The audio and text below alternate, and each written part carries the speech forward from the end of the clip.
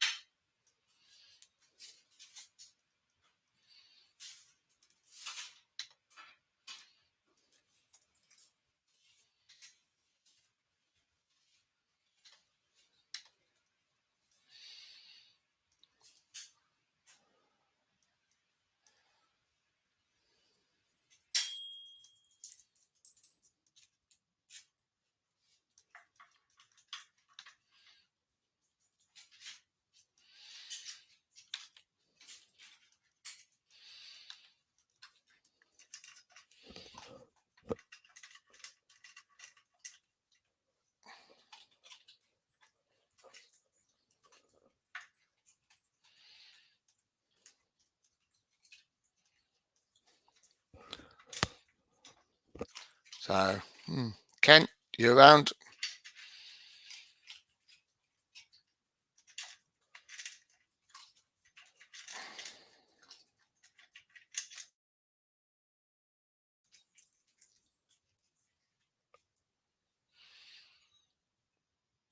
He's not around. Don't know where Ken is. Wonder where he's gone. Ken. Where are you?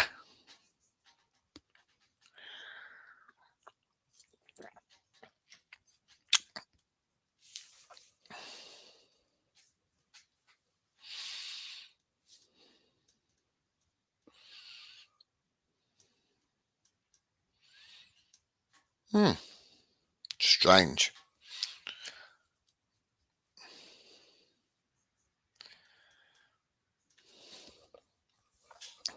Good evening, Ken. Where are you? Is he around or not?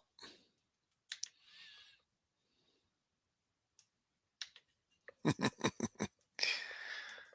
good start.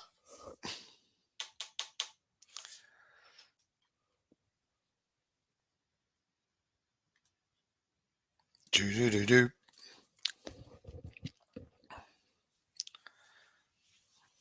Don't know where he is.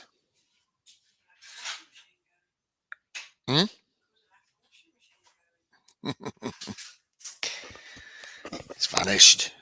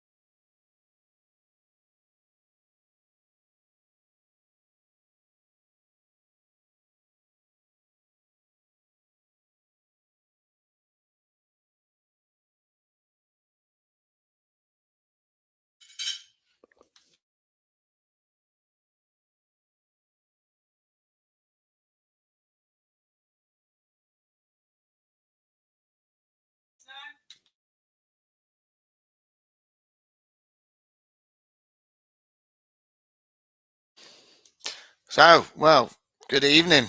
Welcome to Sky Blue Fans TV. Doesn't look like anyone's going to join me tonight. Great fun. Don't know what's happened to Ken. He has had an invite, but he hasn't turned up just yet.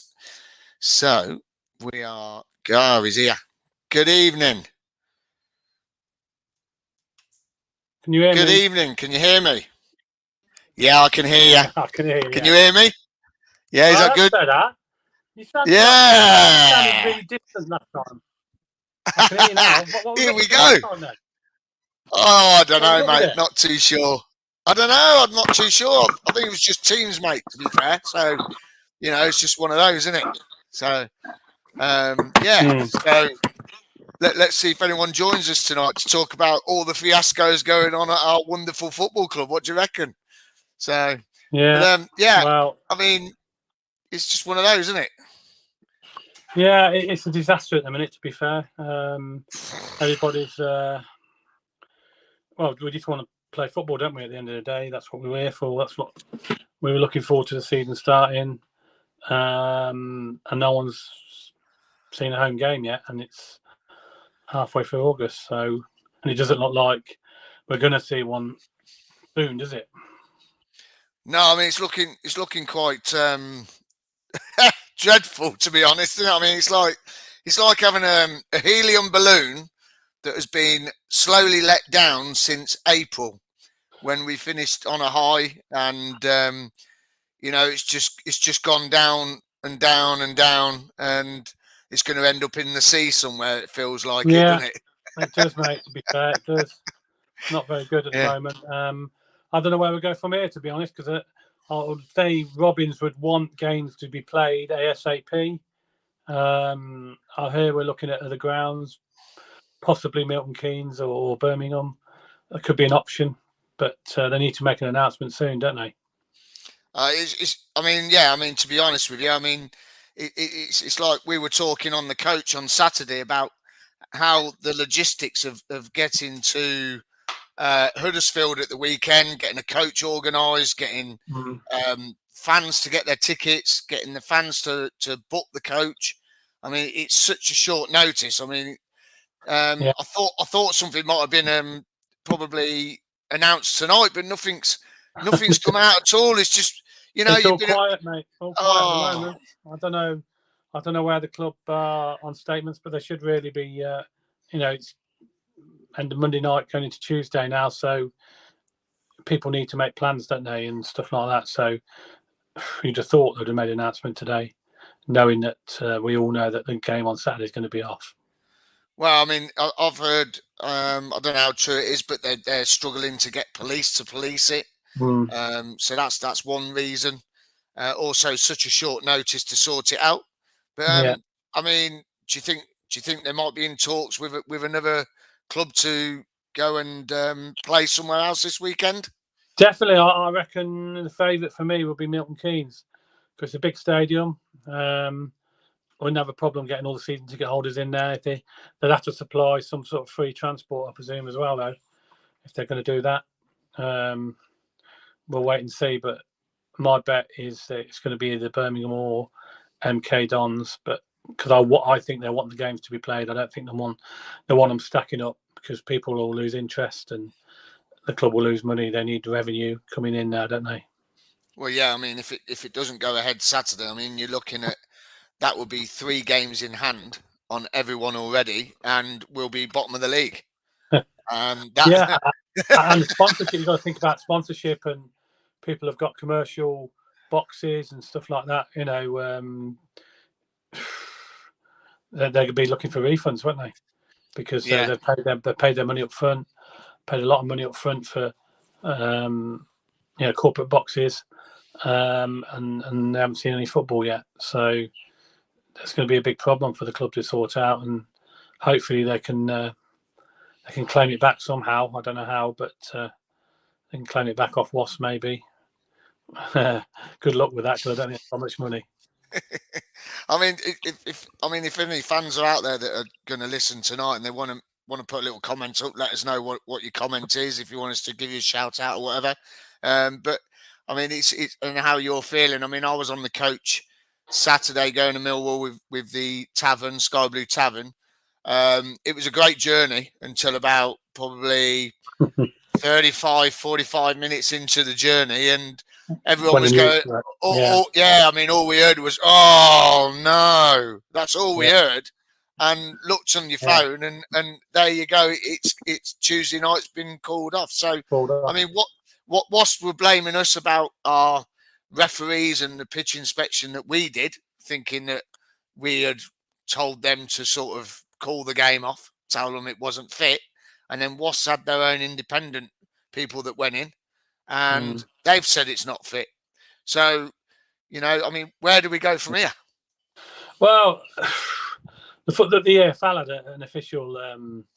I believe they had a Premier League referee going in to have a look at it as well, and they said it's not fit. So it might be fit for rugby because it's a different game, and they probably don't need lush grass to play on, do they? But it's certainly, by what I've heard, not fit for a football game, especially the way we play, which is one-touch football, very quick football on the ground. I know people are saying, years ago we used to play on sand and stuff like that. I've been to many games at Highfield Road when we played on the beach, if you like. It looks like a beach, doesn't it? When we played Man United, Blackburn, and people, and even snow. But times have changed now, haven't they? And stadiums and facilities are a lot better, and I think the EFL and the Football League obviously demand better facilities to protect players. Whereas a few years ago, back in the 80s and 90s, it wasn't so much a thing. You'd sort of go out and play in the snow, not a problem, or go out and play on a sandy pitch or muddy pitch. But I don't think you get away with it these days, especially with all the money involved in football now. Things have got to be right, haven't they, unfortunately? And although we'd say, yeah, go out and play, it wouldn't bother us, but we just want to see the football. But at the end of the day, I think they've got to look after the players. Players cost a lot of money, so there's assets in it, really. They don't want to get injuries and stuff like that. And I think that's what they're looking at, obviously, for injuries and protecting the players, really.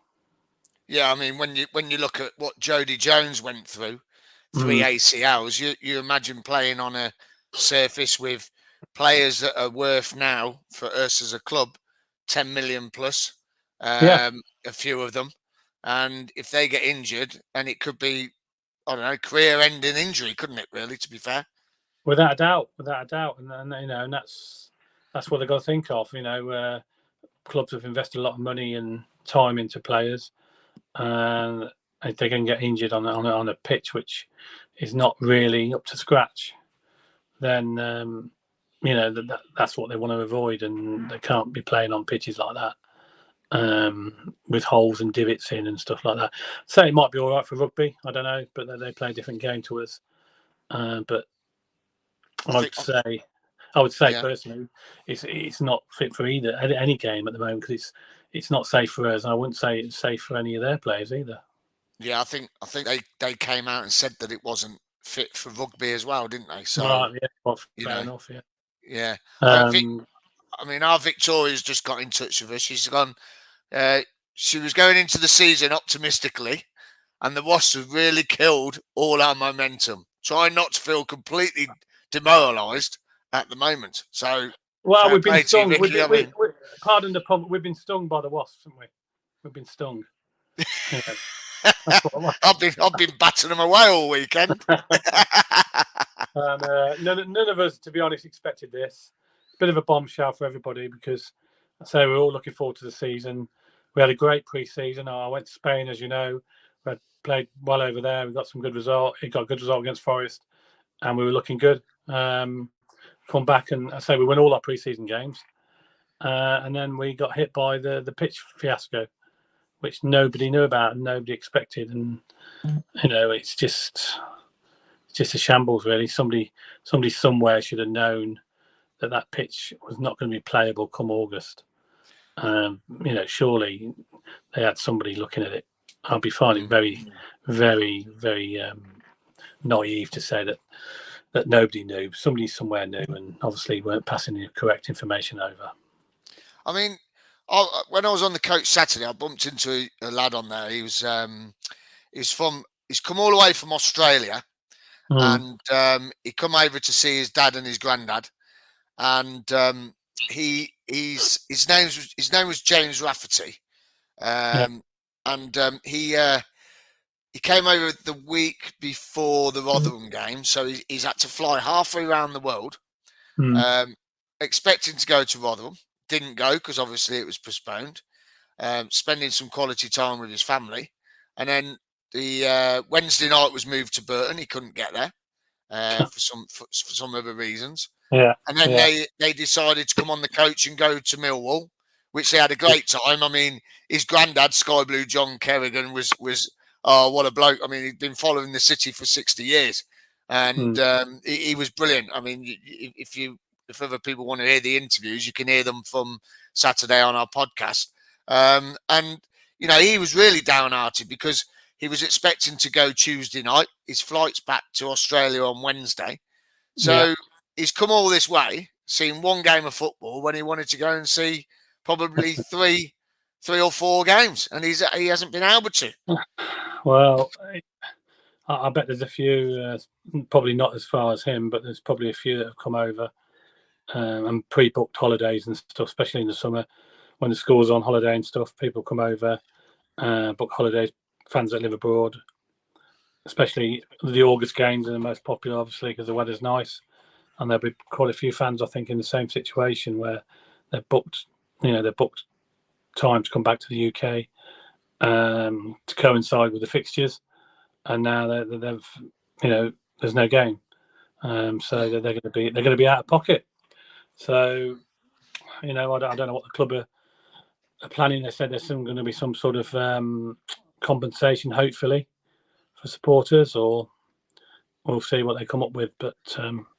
There's a lot of angry fans out there at the moment, and it's not good. And it's just, I say, we're all a bit deflated because we haven't seen the team play at home yet. And to be honest, I mean, we played at Millwall, didn't we? We did okay, didn't we? In Millwall, we played quite well.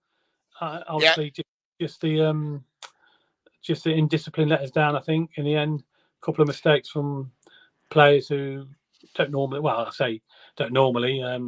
The goalkeeper has probably cost us in the first two games, to be honest, with the cross at Sunderland and the one he came out and he's nowhere near on Saturday. And then obviously Hamer, we all know about, can when he's on a yellow card, there's always that little chance that he can pick up another one with a silly tackle, and that's exactly what happened. Yeah, I think Saturday I thought we played way better than we did at Sunderland. We came out all guns blazing. Yeah. It was a very entertaining game from both teams. The incident that basically wound Hamer up was a foul from I think it was Jamie Shackleton. Hamer was in our half on the left-hand side in the first half, and Hamer's just holding the ball. He's then passed the ball up the line, and as he's passed it, Shackleton's come in and just absolutely took him out. Maybe yellow, red. It was on the verge of a red, maybe. And then Hamer's stuck on the sideline for about nearly a minute and a half, waiting for the ref to let him on. And I think the ref forgot about it. And while he was walking up the touchline, I know it's not a nice thing. Millwall fans were throwing bottles. Now I know people take the lids off, but I'm not being funny. They were throwing bottles. So plastic bottles with water in at Hamer, so they were full or half full. I mean, there weren't no washing machines or fridge freezers being chucked over like Sunderland fans reckon we chucked over. But it wasn't nice. It wound him up a little bit, and then obviously a silly tackle in the second half. But I can't believe Robbins didn't make 5 subs, to be honest. And then he made two changes on the 87th minute. That was my next question. I thought, you can use the 5 subs now, so we've got to use it to our advantage. And in that heat, I was just very, very surprised that he didn't make at least 3 or 4 subs earlier. Early in the probably 60 minutes, 65 minutes, simply because it was hot out there and people needed fresh legs, didn't they? I was just surprised he didn't do that, but that's Robbins for you. He does that on occasions, doesn't he? He tends not to use his subs, or if he does, he leaves it to the last possible minute. Yeah, definitely does. Just 2 secs on this. I mean, I've got someone listening and watching us tonight. Joe Kelly's come in and he said, if this doesn't get sorted out ASAP, bye Championship football. What do you think to that? Well, Hopefully, it won't go that far, but it needs to be sorted ASAP because the EFL have only got certain restrictions they can do. I mean, we called 2 games off already. I don't know how many more games they'll allow us to call off. I think if we get them played at whatever stadium, I think we'll probably get away. Might get away with it because they know it's not really our fault. But if we keep calling games off left, right, and centre, and we're not playing, which is no good to anyone, then they could take sanctions against us, couldn't they?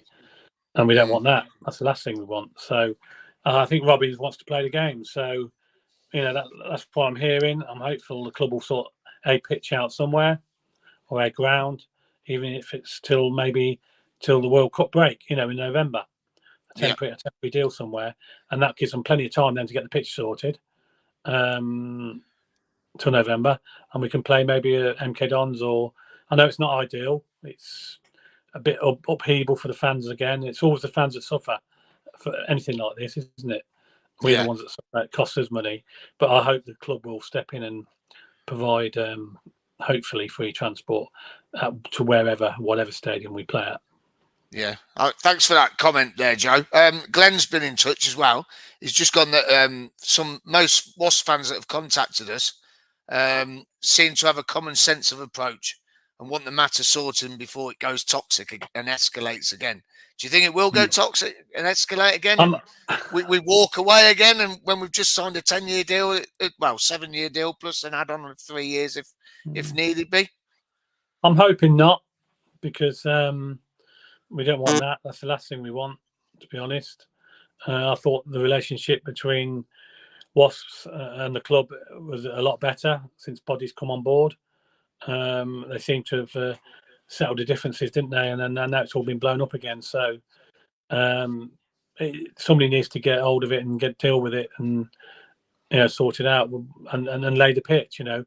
Whoever's cost, the pitch needs to be laid. Let's face it, whatever it costs, they need a new pitch. So and the quicker they get it done, the better. Because at the moment we can't play on that pitch, and we need a new pitch. So whoever's going to pay for it, I don't know, but even if the club have to pay for it initially and get it back off Wasps, from the rent maybe they pay or something like that, taking off the rent or whatever. I don't know. I'm sure somebody can use a bit of common sense and get something sorted, but it needs to be done quickly. Whatever they did decide, it needs to be done quickly because people are getting fed up of it, and we don't want a scenario where we've got protests and stuff like that. That's the last thing we want. No, definitely not. So going back to Saturday, we talked about sending off, a bit daft. I mean, I think Hamer he just lost the plot a little bit, to be fair. More like a body. It was more like a shoulder charge, wasn't it? Yeah. I mean, a bit unlucky, I suppose. I suppose because he broke up the play, which is why he got booked. Because the guy could have been away, I suppose. But he'd already been booked, so he shouldn't be doing them sort of challenges. It gives the referee a decision to make, doesn't it? Oh, all day long. I mean, you see it week in, week out. I mean, I think there was a challenge in the Chelsea game last night that got let go. That was probably worse than Hamer's. What a game that was, by the way. Yeah, I mean, that was more of a challenge than Hamer's challenge to get a second yellow, wasn't it? I mean, to be honest with you, I mean that was an awful challenge. So it's when you look at that and then you look at Hamer's booking, his second booking, it's just not consistent enough. But going on to our goals, I want to start off with the second goal because Bidwell's book, I think it was Bidwell that crossed the ball in, if I can remember right. I mean, I've slept to. Oh man, what a ball! I mean, he did that Wednesday night for Allen, didn't he? Yeah, he got the ball in really nice, and that was probably the best performance I've seen Bidwell play. Yeah, he did play well. I was quite impressed with Bidwell, to be fair. And Godden did well, was stretching for the ball to get there. And it was a great finish in the end because, could easily have missed it. But he stretched his leg out and he got on the end of it. And when you're 2-0 up, you should never lose a game, really, should you? No. You should, close it down. But mistakes crept into our game and gave them a little bit of chink of light, didn't they? They were never in the game before that, and all of a sudden we let them back in the game for our fault. our mistakes, and all of a sudden it's 2-1, and then their tails are up. So, and then before you know it, it's 2-2, and then we get a player sent off, and it really is backs against the wall. So, it just went from bad to worse, didn't it, in the end? But yeah, 2-0 up, you'd never lose, really. You should No. minimum really should be looking at as a point there, minimum. But 2-0 up, you should close the game down and take home the 3 points. Yeah, and I mean, I couldn't believe it. All of us couldn't believe it when we went 1-0 up after the first 5 minutes. I mean, it was dreamland. We thought, I mean, we came out the blocks. We came out the blocks like I thought we should have done against Sunderland. Yeah. We came out the blocks raging, and I mean raging. You could tell it was the first team. You could tell it was we'd replace the players from Wednesday night. They just straight away. Wednesday night, yeah. We straight away just went for them, and I mean we went at them, and we got the first goal. I mean, it was great header. I mean, fantastic header. I mean, I think there was 5 players diving in at one point. Well, I mean, it was 3 Cough players and then Millwall players diving in on it. I mean, was it McFadden who got the last touch?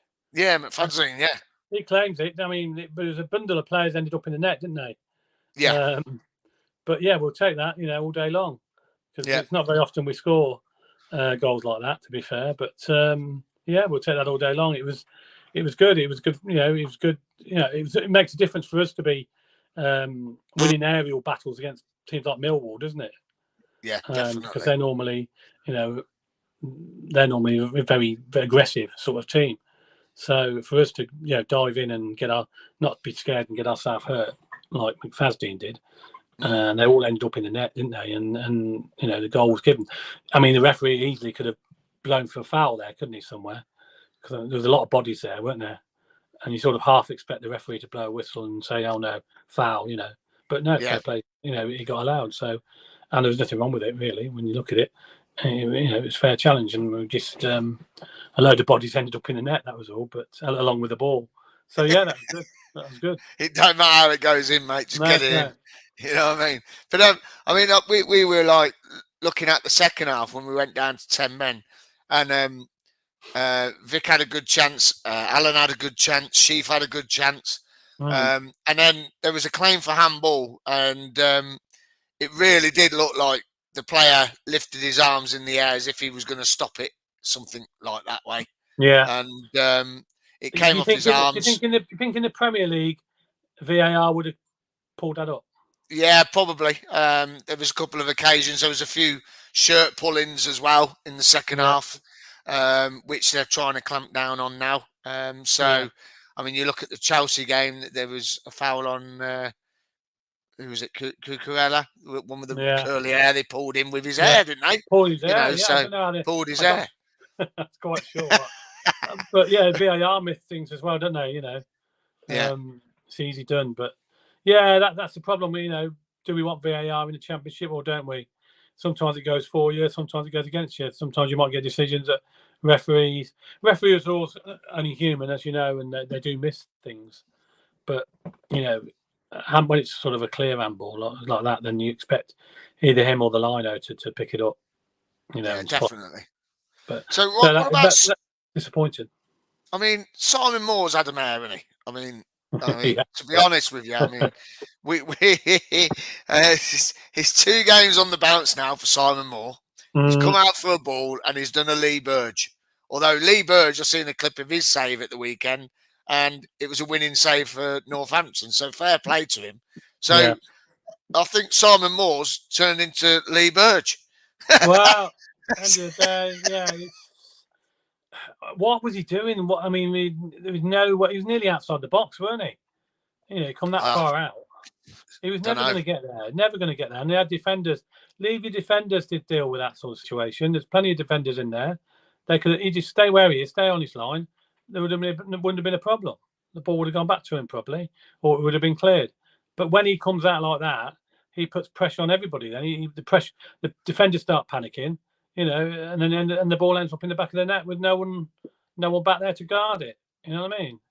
So completely avoidable goal. It was. I don't know what he was thinking. To be fair, I don't know why he did that. But He has saved us on plenty of occasions last season, I know. But he's. I mean, that's 2 games so far, and he's made 2 boobies, really, hasn't he? With catching the ball and crossing. So, would you make a change? Would you bring Ben Wilson in? I know you're a big fan of Ben Wilson, so am I. So we got our new mate. Eh? Our new mate. Yeah, I mean, we got 2 good. Look, we got 2 good goalkeepers, and they're both good goalkeepers. But they are prone to mistakes. Obviously, I mean, Ben Wilson played again, at Burton against Bristol City, didn't he, in Cup, and he conceded didn't have 4. The best. He conceded 4 goals, so he didn't have the best or not. Although, to be fair, the defending was awful as well. So he probably had a bit of an excuse in that game, because I don't think anybody had a decent game. To be fair, did they? There were too many people out on an off day on that night. But do you bring Wilson? Do you bring Ben Wilson back? I don't know. No, I think after Saturday's performance, and I really believe that we were miles ahead of Millwall. To be honest with you, when it was 11 against 11, we were miles ahead of them. To be honest, it was more like the Coventry City from last season. We were passing it. Hamer kept giving a few loose balls away. Ben Sheaf was. I know everyone's going to hate me for saying this. Ben Sheaf was phenomenal. I'm sorry, guys. Yeah. Ben Sheaf, player of the season this year. You've heard it first from me, Myles. So I'm telling you now, Ben Sheaf on Saturday, he was immense. I mean, he really was, and he was up for it. He was really up for it. He's a different class now. That lad, he's a different class. He's a quality player, and it just shows you. When he first came in, he was criticised by a lot of people.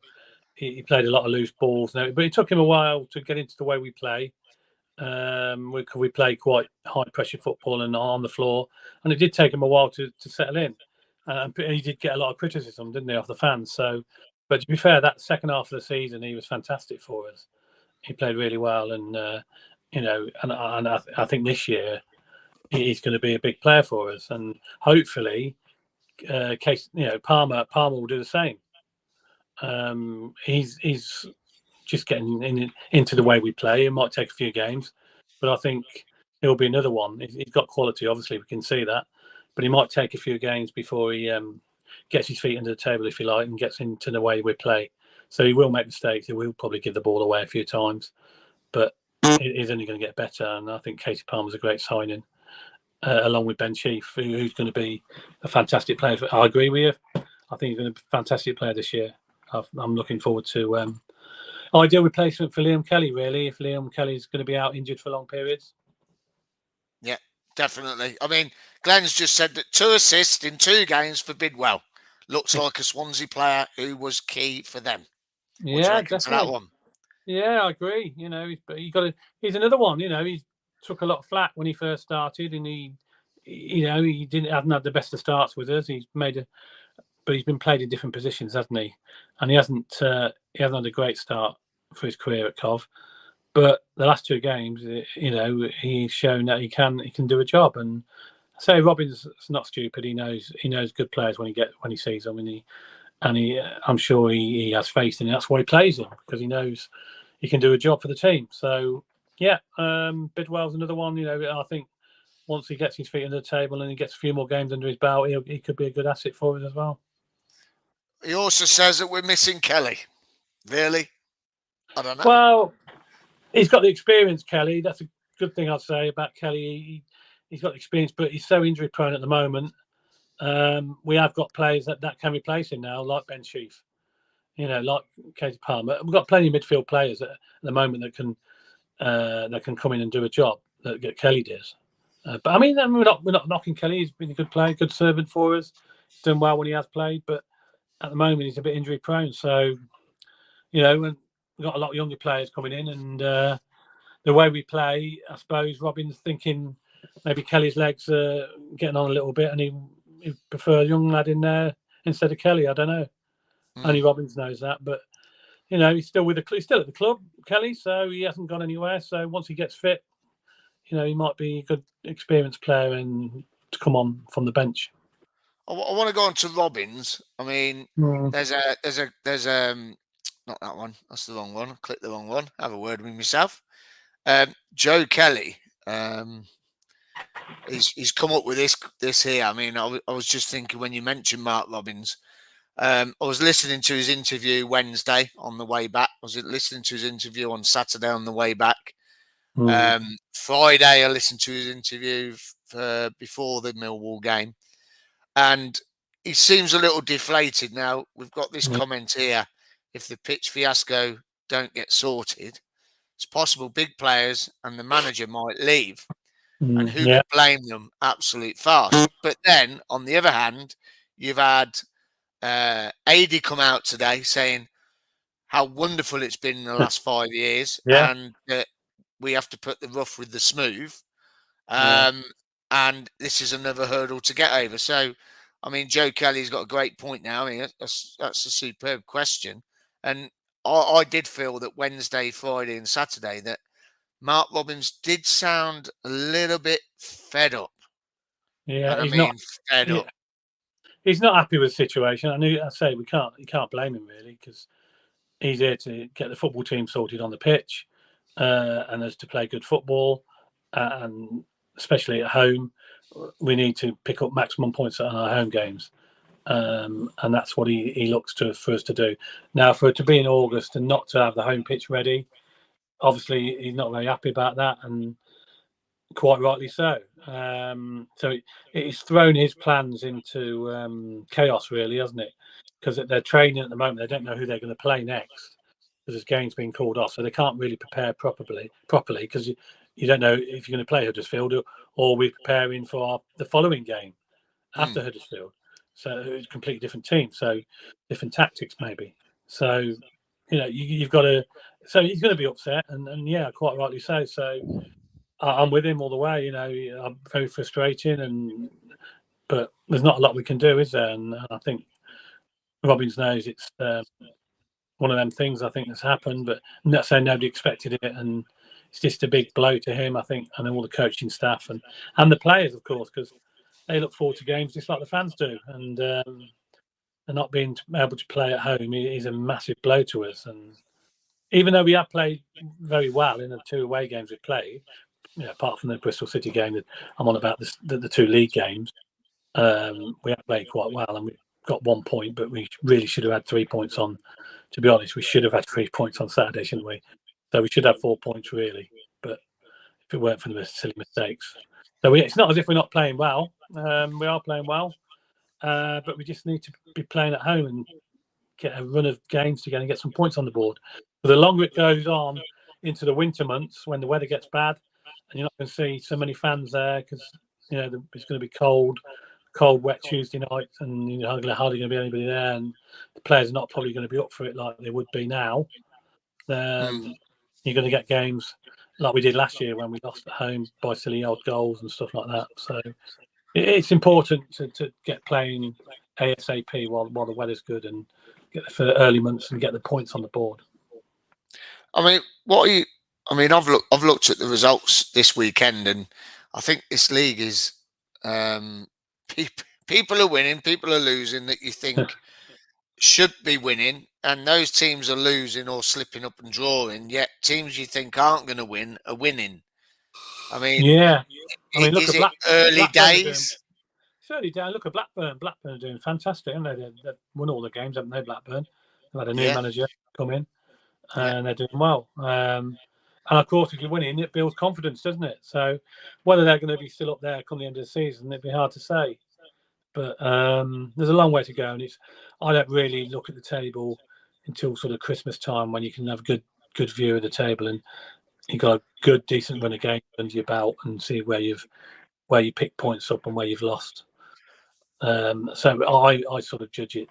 I know fans look at the table all the time after a few matches, and it's great if you're top, that's brilliant, but it doesn't matter. You don't win anything at this stage of the season. You never win anything until May, do you? So at the end of the day, I look at Christmas time, I look at the table and think, well, yeah, we're doing okay, or we're doing bad, and then we can judge. Yeah, I mean, I totally agree with that. I mean, hopefully we get hopefully we get our mistakes out the way early and we do it in reverse this year and come on form. So if there's anyone out there that wants to add some more comments, please do. Ken, Stuart and myself, Myles, Sky Blue Fans TV. We're sponsored by Sky Blue Tavern and Dylan's Brewery, CCFC Fan Store, CCFC Prints. So we're going to go on to Tuesday night. Now, there ain't a game. I don't know if you've seen highlights of Hull at all. Not Hull, Wigan, sorry. Wigan, I haven't, not really. I've done a Clive Eakin there. Hull or Wigan. I was thinking about the ticket prices then for Hull, so I went on to Hull, sorry. Yeah, Wigan. Very good. Yeah, so we'll come to that.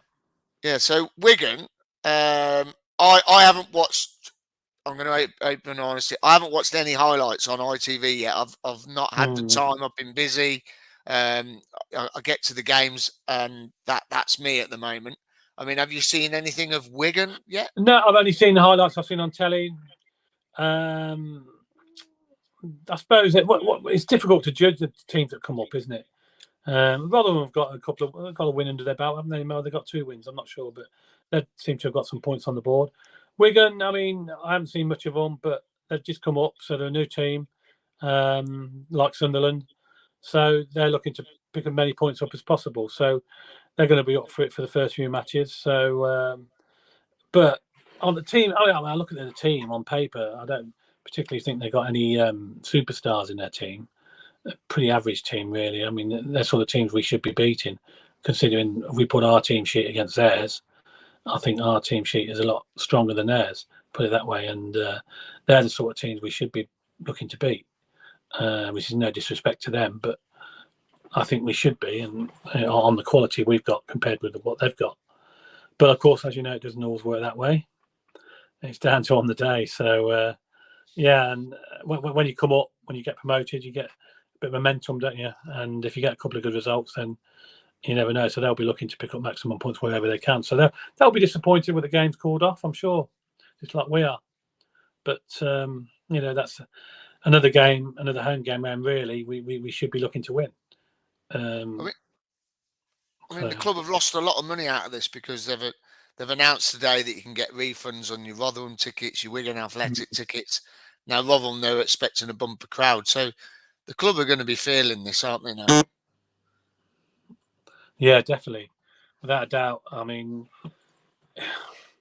Robbins wants obviously as much money as possible in the kitty to buy players or get some sort of deals going in the transfer market. And if he hasn't got any money coming in from the fans and or match day revenue, if you like, then obviously he's going to struggle because the club are going to be in trouble because they've not got no money coming in. So yeah, it's difficult. It's going to be difficult for everybody, and obviously fans want refunds. They're entitled to their refunds because they haven't been to the match. Now, whether they'll come back when that game's replayed, it's obviously going to be a Tuesday or Wednesday night, midweek, maybe later on in the year. I don't know. It depends how well we're doing, doesn't it? But they may have lost a few fans along the way there because a lot of the young, especially first game of the season, home, you get a lot of new fans, if you like, a lot of youngsters coming up, school holidays and stuff, and then they want to come watch a game of football, and obviously they were denied that because it got called off. So I doubt very much if them same fans will come back on a Tuesday or Wednesday evening. I mean, the season ticket holders will obviously because they pay for their ticket, and as loyal fans will. But your casual fans, they might think, "Oh, I'll give that a miss." Cold, wet Tuesday or Wednesday night. Maybe I'll stay at home, and that's where they're going to lose money, unfortunately. But that's out of our hands, isn't it? Again. Yeah. Now, listen, I want to brighten the mood up a bit here. I mean, we're all doom and gloom at the moment. I just want to come off subject. I want to change it slightly with you, mate, because I think you know a lot about our club. You probably know more than me because you're a little bit more experienced than me. No. Well, no, not that much more. Well, you're a ref as well. Now, listen. Know, yeah. Don't tell people that. Now, today is 30 years of the Premier League. Now, if memory serves me right, we won the first 3 games. We did, yeah. I think we beat Middlesbrough at home. The super fast postman Paul Williams Yeah. scored. I Yeah. think it's 9 minutes or something. Something like that. And I think it was the I was second. definitely there. I was definitely at Yeah, the game. second fastest goal. Now, I mean, there's plenty of memories for me during the Premier League era, especially the first year. I remember seeing Sonia at half time. Do you remember those days where you would have a half time entertainment? Yes. We had Sonia at Highfield Road. I mean, you can't get any better than that, can you? That's fantastic. They stopped doing that all of a sudden. I mean, they had a few different singers, didn't they, coming on at half time, if I remember? Yeah. They tried to sort of bring the entertainment value in at half time to entertain the crowd. And fair play to them, they tried it. And for some reason, they didn't carry on with it. I don't know why, whether it was money wise, I don't know. But it was nice. It was something different, wasn't it? You know, sometimes we had a band or something singing. So I remember a band being on the pitch at half time in one of the games. Doing some sort of song. I can't remember what it was, but I remember all sorts of entertainment shows, should we say, at half time, trying to entertain the fans. But it's all changed now, I suppose. Some teams still do it, don't they? I mean, you know, some teams still do a bit of entertainment at half time, but we tend not to do that now for whatever reason. But I suppose it's all down to money again, isn't it? Yeah, definitely. I mean, my highlight, I'll tell you one of my big highlights, really honest, and that was just a joke about Sonia, by the way. I've got all her albums. I was Sky Blue Sam, as you know, I told you a story. Yes, but my claim to fame with Sky Blue Sam is that we were playing Newcastle and it was Darren Huckaby's debut. And as I was coming in to the tunnel just before kickoff, all the players had come out because I had to stand out with the cheerleaders and everything. And as I was walking back in to get changed, Kevin Keegan coming out the tunnel, and he come down the steps walking out the tunnel, and he shook my hand and he goes, "Hello, Sky Blue Sam." And I goes, "Hope you lose." And lo and behold, they lost. Those are the Premier League days for me. And then my Isaiah shirt behind me, signed by Isaiah. Yeah, a fantastic player he was, wasn't he, as well, Isaiah? He's a great player. My memory, I think, from way back at Highfield Road, especially, was when we beat Liverpool. It was on Match of the Day, 4-0, I think it was.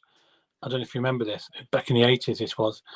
Nicky Platner, I don't know if you remember him. He scored a goal in the first minute. Yeah. And then Terry Gibson went on to score a hat-trick. Yeah. And we beat Liverpool 4-0 that day. And that was one of the best memories I had at Highfield Road. I remember listening to the interviews afterwards. John Motson was down interviewing some of the players, and we had a big photo, and it was on the front of the Telegraph, and I was in the background. You can see me. John Motson was interviewing the manager and everything afterwards. It was Bobby Gould. It was Bobby Gould, the manager at the time, I think, because he bought first Stuart Pearce and all them were playing. It's back in the 80s when he bought all those new players in. I think Sam Allardyce was playing for us at the time as well. He didn't play many games though, did he? He didn't play many. No, Big Sam. He's got Stuart Pearce. There was loads. Terry Gibson. There's loads of, and they all, were decent players for us. They did all right, but they cost us next to nothing. I mean, look at Stuart Pearce. Look at what he went on to do in his career. He was fantastic, wasn't he? And he was playing at non-league Wilston when we bought him for very little money. I don't think we actually paid any money for him, but we probably played him in a friendly or something to make up for it. But that was one of the bargain buys of the season. I mean, Bobby Gould had a tremendous knack of picking up bargain players back in the 80s. He brought quite a few decent players in who turned out. Mickey Jim was another one. He's still at the club now. He's still working at the club now in the press room. So, and of course Oggy as well. So all these players Bobby Gould bought in and say paid hardly any money for them. And that was my memories from back in the 80s and as it went on when I first started supporting the club. So yeah, fantastic memories at Highfield Road. If only we were still there, if only Highfield Road was still there, that'd be fantastic. Great memories from that ground. I mean, it would be wonderful, wouldn't it? I mean, Mm. when you think about it, it's you've got so many memories of walking up to the ground. I mean, I Yeah, remember. I mean, this was way before the Premier League days, early '80s, and my nan and granddad used to live around Goring Road, just yeah, off Swan Lane, and we yeah. used to walk round, and Mm. you could hear the crowd singing as you know as you're walking up to the stadium. You know, they were Yeah. singing in the ground, and you can hear it, Mm. and and when even people used to tell me that you could hear if you were in town and the wind was flying in the right direction. If we had You scored, could hear it. Yeah, you you could. could hear the crowd, and you can't I even hear yeah. that at the No, CBS, can you? You can't even no. hear it. It was an old traditional football ground, and it's fantastic ground. Didn't have any issues with parking. Everybody walked to the ground because it was close to town or wherever they lived. I don't think I know anybody that sort of drove to the ground. Really, they all sort Mm. of walked because they all sort of lived sort of localish. If you like, or if you lived in, got the bus into town, you walked from town because it's only down the road. But yeah, it was an old traditional ground. It was fantastic. And it was a decent ground, to be fair. Even when it got knocked down, there were some decent stands there. I mean, they weren't all like falling down. It was, we were the first all-seater stadium, weren't we? Way Yeah, back then. I heard you had half the ground and put in your back garden, didn't you? I, no, I wish I did buy a couple of things from the auction, a couple of signs and stuff like that. But I know people have got like the dugouts in their back gardens and stuff like that. Which is I mean, good. It's a nice bit of momentum. You could do with a dugout in your garden. oh, definitely the size of my garden. I want one of them badges off the stadium in my back garden. Yeah, you do. I mean, going on to the Premier League, I mean, I was in the Boxing Day that year when the Premier League started. It was against Villa. And you remember the main stand? There was those boxes down below, the wooden ones. Yes, when along the Uh, front of the pitch. yeah, Yeah. and they had the little seating in front. Well, Yes. we had one of those boxes there, and Yeah. it was the Carling Premier League, wasn't it? That's right. Yeah, it was. Yeah, and what you got with your box was unlimited Carling Black Label Really? all day. Yeah, all day. That's right. And Carling were big sponsors. Yeah, that time. yeah. Remember. I mean, it weren't as if we didn't need any more. I mean, the night before was obviously Christmas, and we'd been playing cards at my brother's flat, and then we went up the pub, and we had a lock in till 5 a.m. Walked back, got changed, drove over to Coventry for the And we beat. time kick. Didn't we beat them? It was a boxing day game, wasn't it? We beat them. Yeah, beat them. Yeah. And you know when you think about those, it was 3-0. Yeah, Mickey Quinn scored, didn't he? I think, if I remember. One of the goals, I think. Yeah, one of them, I think it was. Yeah, so I mean, it was an amazing day that was, and that was like, it was a good crack. That was, you know, it was just, even those the old boxes and that, it was just a good laugh. I mean, fantastic memories. Yeah, you could wear your shirts in there. Nowadays you can't even wear your shirt in the executive boxes, which is I think it's a bit daft. Corporate lounges are a bit strict on the box. I don't know why. I don't think I've never seen any trouble up there, so don't see any reason why you shouldn't, especially the home fans. It's your ground. Why can't you wear your home shirt? You're selling shirts, and then you tell them that you can't wear them. I know. Yeah, I know, it's mad, isn't it? It's absolutely craziness. That's one of those, isn't it? But I mean, 30 years on, you know, we're nearly there. But do you think, with everything going on this year now, do you think that we can move forward? Do you think? I mean, I still believe that we're going to be all right. I still believe that we'll probably finish. I mean, I've said we're going to finish second for the crack, but you never know, do you? But in this league, anybody can beat anybody in this league, and you need a little bit of luck along the way. We've had a bit of bad luck to start with the ground situation, so let's hope our luck will come later on in the season. We're going to win games, we're going to lose games, and you know, we've drew one and we've lost one. We haven't won one yet, so maybe we've got a few wins under our belt to come. So I'm pretty confident. I think the squad is stronger than it was last year. It's just what I worry about is injuries to key players like O'Hare. We're going to miss him obviously for the first few matches, but which obviously we haven't played a couple, so which is working well for us. I suppose it's nearer the time where he's going to get fit. So, but yeah, we'll have to do without him for a few weeks. But when he does come back, he'll be a quality player, and he's a great creator of goals for us. And obviously, players struggle to mark him when he does play for us, and it opens up space for other players to score goals. So he's a very important player for us. So we need him back ASAP. But saying that, we've got a strong squad, and if we can stay clear of injuries, get a few decent results under our belt. There's a long way to go. Long way to go. So I don't think anybody can make any predictions yet. Nobody knows what's around the corner, and I'm quite confident we can finish in the top 6. Oh, that's brilliant! I love that. That's super. That's what we need. That's what we need. Enthusiasm at this time, don't we? There's a long way to go. You can't make predictions after 2 matches. I mean, come on. Hey, listen, you brought up O'Hare. Now we're cracking on with time here, so we'll keep this one short just quickly. We all had a laugh on the bus on Saturday, and we all said, "Do you think it's a plan by Mark Robbins and O'Hare I've heard that O'Hare has gone into the office, knocked on his door, and he's gone, boss, I don't really want to go. Can we pretend that I'm injured? Don't tell the players because they'll let it leak or whatever. Right? Yeah. Don't tell AD or anyone. Just say I'm injured, and then no one can come in for a bid. And then the 1st of September, he's back in the team. Now, come on, because I'm not being funny. There's been no pictures of him on social media. He's been really quiet. He's not posted anything. And when the videos come out of him coming out the changing rooms and that, there's no sign of him. Are they keeping him out of view and he's training? Possibly. You don't know. I mean, we don't know, do we? We can't say yes, that's the case, but it wouldn't surprise me. Although, he might have a little bad. He might have an injury of some sort, but I don't think it's as bad as they're making out. I've got this question. Maybe they're trying to make. Well, okay, we'll keep it.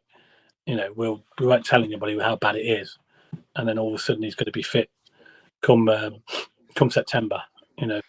So you never know. I mean, it's been 3 weeks and he hasn't had a scan on it yet. It's still bruised. Young lad. Young lad. I've heard him say before, like he's turned around and said, "Oh, the injury's not as bad as we first thought." He could say that, couldn't he? Which is right. He's saying maybe he thought it was bad, and then all of a sudden it's not. So that's what he'll say. I think there's something dodgy going on there, mate. Just like the pitch. Well, look, I'll be happy as long as that transfer window shuts and he's still with us. I'll be happy. I believe we're going to keep all of them, even though there's a lot of fiasco going on, because Vic and Godden on Saturday were tremendous. Superb. And I don't know if you've seen Godden's goal celebration. He was the wheelbarrow and Dabo picked him up. That's like you do at school, isn't it? Yeah, it's very, very good, yeah. They obviously had that pre-planned. Oh, God, it had done it now. Yeah. It's just, that was great, weren't it, to be honest? Yeah. What a great finish as well, wasn't it? Yeah, it's just a shame. It's just a shame we didn't get anything out of the game. That's the big thing. And hopefully it won't dent their confidence. And they keep playing well and keep the discipline. Cut out silly mistakes, which then they'll pick up more points than they'll drop, I think, in this league. Yeah, definitely this season. I'm just gutted we've conceded 4 goals in the league already. And eight goals in total. Let's get the silly mistakes out of the way early, shall we? And build on it. And hopefully we won't see any more as the season goes on. And finally, I'll let you close it in a minute. Finally, do you think we're going to play Saturday? No. I don't think so. Not now. No, not from what I'm hearing. Huddersfield. Not unless. Definitely not at Huddersfield, obviously, because they can't reverse the fixture. But not unless they've got some. They've got to make an announcement very quickly. Certainly tomorrow morning, latest. They're turning around and saying, "Oh yeah, we're playing. We're going to play at MK Dons or Birmingham." Then they've got to announce it really tomorrow, haven't they? I'd have thought they would announce that by now, though. To be honest, don't you? Yeah, I thought.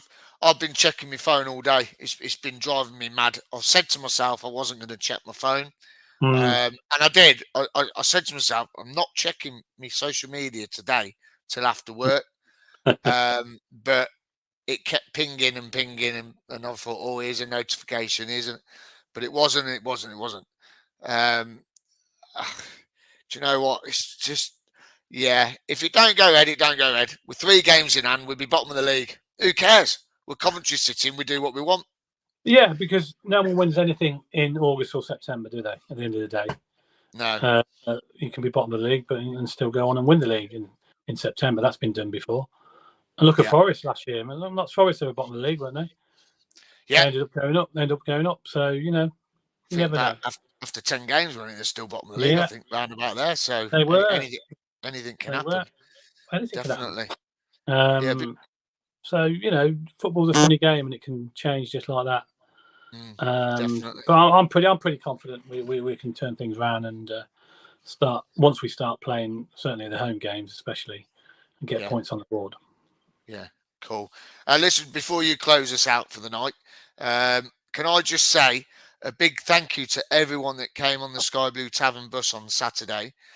We had a fantastic time, and I got to speak to some amazing people on that coach. So I just want to say thanks to Kieran, James, Sky Blue John. He was brilliant, superb. Was there any singing on the bus? No, not really. They were all a bit quiet. After we heard the news, it was a little bit down, weren't it? So they were a little bit quiet, to be honest. But I'll tell you a bit more in a minute, just a sec. And I want to say thanks to JMO Kid. He was at the ground. I had a little chat with him. He's from Leamington, and he's just made a couple of special edition shirts for the Jam and another group. I can't remember who it was, but you can check him out at www.jmokid.com. He does a lot of art and everything to do with two-tone and mods and everything else like that. And also Gordon Dando, who had a little chat with me at half-time from Leamington and Warwick Supporters Club, will be at their next meeting. And hopefully we'll get some Leamington and Warwick supporters to come and have a chat with us. And they've got a very, very special guest. I can't say anything. No. I'm tight-lipped. I'm not allowed to say a word. I know who it is, and you're going to love it. It was Ben Wilson last time. Ben Wilson and Dave Boddy was last time, wasn't it? Yeah, this special guest is fantastic. You're going to love him, and I'm hopefully going to get him on a live pod with us. So, we're going to sort that out. And is he a current player? I'm not saying anything. My lips are sealed. You can say that, can't you? No, not saying anything. My lips are sealed. And also, we're going to have Stuart Linnell on soon as well from BBC CWI. He's now retired. So, Stuart Linnell, MBE, is going to be on. He was, yeah. Yeah, he was. And, Stuart now MBE is going to be on our pod. We're going to do, hopefully, a live one with him.